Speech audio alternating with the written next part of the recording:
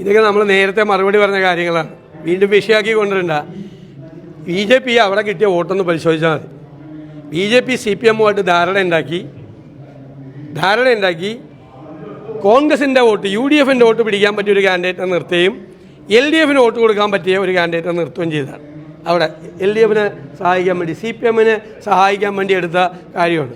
രാജീവ് ചന്ദ്രശേഖർ കോൺഗ്രസിനെ ആ മതേതരത്വം പഠിപ്പിക്കാൻ വരണ്ട. മനസ്സിലായി? അത് ഏത് പാർട്ടിയിലാണ് നിൽക്കുന്നതെന്ന് ആലോചിച്ചാൽ മതി. മതേതരത്വം സോഷ്യലിസം എന്നുള്ള വാക്ക് ഭരണഘടനയിൽ നിന്ന് എടുത്തു കളയണം, ആമുഖത്തിൽ നിന്ന് എടുത്തു കളയണം എന്ന് പറയുന്ന RSSൻ്റെ പിന്തുണയോടുകൂടി പ്രവർത്തിക്കുന്ന ആൾ ഞങ്ങളെ മതേതരത്വം പഠിപ്പിക്കാൻ വരണ്ട. അതൊക്കെ അവരുടെ വസ്ത്രധാരണത്തിലൊന്നും ഒരു റെസ്ട്രിക്ഷൻ കൊടുക്കാറില്ല. സ്വാതന്ത്ര്യ സമരമൊന്നും നടക്കലല്ല. അത് അന്നത്തെ കാലത്തിൽ ഒരു പ്രതീകമായിട്ടാണ് ഖദർ ധരിക്കുന്നത്. അത് ഖദർ ധരിക്കുന്ന ചെറുപ്പക്കാരുണ്ട്, ഖദർ ധരിക്കാത്തവരുണ്ട്. ഞങ്ങൾ വസ്ത്രധാരണത്തിലൊന്നും ഒരു റെസ്ട്രിക്ഷൻ കൊടുക്കില്ല, ഒരു നിർബന്ധം ഒന്നും കൊടുക്കില്ല. ഞാനും എല്ലാ തരത്തിലുള്ള വസ്ത്രം ഉപയോഗിക്കുന്ന ഒരാളാണ്. അതിനൊന്നും ഞങ്ങൾ ഒരു റെസ്ട്രിക്ഷൻ ചെറുപ്പക്കാർക്ക് കൊടുക്കില്ല. അവർ ഇഷ്ടമുള്ളത് ചെയ്യട്ടെ. അല്ല, ഇവർക്ക് വായിക്കാനറിയില്ലേ?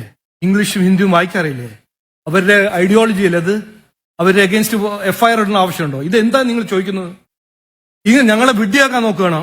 അല്ല, VD സതീശൻ എന്നും പറഞ്ഞോട്ടെ, ഇതല്ല സത്യം. ജമാഅത്തെ ഇസ്ലാമി പറയുന്നു ഞങ്ങൾ ശരിയ ലോ കൊണ്ടുവരാൻ ആഗ്രഹിക്കുന്ന പാർട്ടിയാണ്, ഞങ്ങൾ ആന്റി സെക്യുലർ പാർട്ടിയാണ്, ഞങ്ങൾ ആന്റി ഡെമോക്രസി പാർട്ടിയാണ്. എന്നിട്ടാണ് കോൺഗ്രസ് ഒരു കയ്യിൽ കോൺസ്റ്റിറ്റ്യൂഷൻ വേവ് ചെയ്തിട്ട് ഇവരുടെ ഒപ്പം അലയൻസ് ചെയ്യുന്നത്. അതൊരു എറ്റത്താപ്പല്ലേ? അതൊരു ഹിപ്പോക്രസി അല്ലേ? പറയട്ടെ അവര് ഞങ്ങൾ ഹിപ്പോക്രസി പാർട്ടിയാണെന്ന്. ഞങ്ങൾ ജമാഅത്തെ ഇസ്ലാമിന്ന് ജയിലയക്കാനല്ല പറഞ്ഞ്. ഞങ്ങൾ പറഞ്ഞെന്താണ്? ഇവര് രാഹുൽ ഗാന്ധി ഇവിടെ ജനങ്ങളെ വിഡ്ഢിയാക്കാൻ കോൺസ്റ്റിറ്റ്യൂഷൻ വേവ് ചെയ്യുക. സെക്യുലറിസം ആരാണ് വർഗീയവാദി പാർട്ടി? BJP ആണ് വർഗീയവാദി പാർട്ടി. ആരാണ് ഇവിടെ ആന്റി സെക്യുലർ വിശ്വസിക്കുന്ന പാർട്ടി? ജമാഅത്ത് ഇസ്ലാമി അല്ലേ? അതിനെക്കുറിച്ച് ചോദിക്കൂ. നിങ്ങൾ എന്തുകൊണ്ട് ഒരു കയ്യിൽ കോൺസ്റ്റിറ്റ്യൂഷൻ വേവ് ചെയ്യുന്നു, ഒരു നമ്മൾ സെക്യുലറിസം വിശ്വസിക്കുന്ന അല്ല? ഇതാണ് ചോദിക്കേണ്ടത്. അവര് ജയിലിൽ പോയില്ല എന്നോ, അവര് കേസ് ഫയൽ ചെയ്തതിന് ലെഫ്റ്റും കോൺഗ്രസും ഉണ്ടാവുന്ന സമയത്ത് എങ്ങനെ അവരെ കേസ് ഫയൽ ചെയ്യുന്നത്? കർണാടകയില് SDPIന്റെ കേസ് 100 കൂടുതൽ കേസ് സിദ്ധരാമയ്യ വിഡ്രോ ചെയ്തല്ലേ? ആരാണ് കേസ് ഫയൽ ചെയ്തത്? NIA-യോ?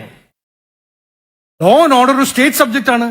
നിങ്ങൾ ഇതെല്ലാം ഒന്ന് മനസ്സിലാക്കി സതീശൻജിയോട് ചോദിക്കുകയാണെങ്കിൽ ഇത് മനസ്സിലാക്കി ചോദിക്കണം.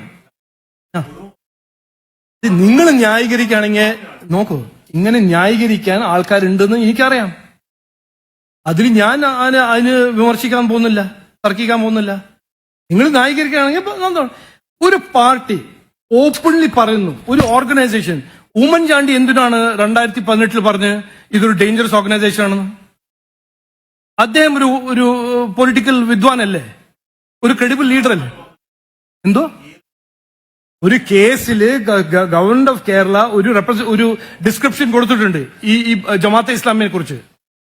അത് ഞാൻ ഡീറ്റെയിൽസ് കൊണ്ടുവന്നിട്ടില്ല. ഉമ്മൻചാണ്ടി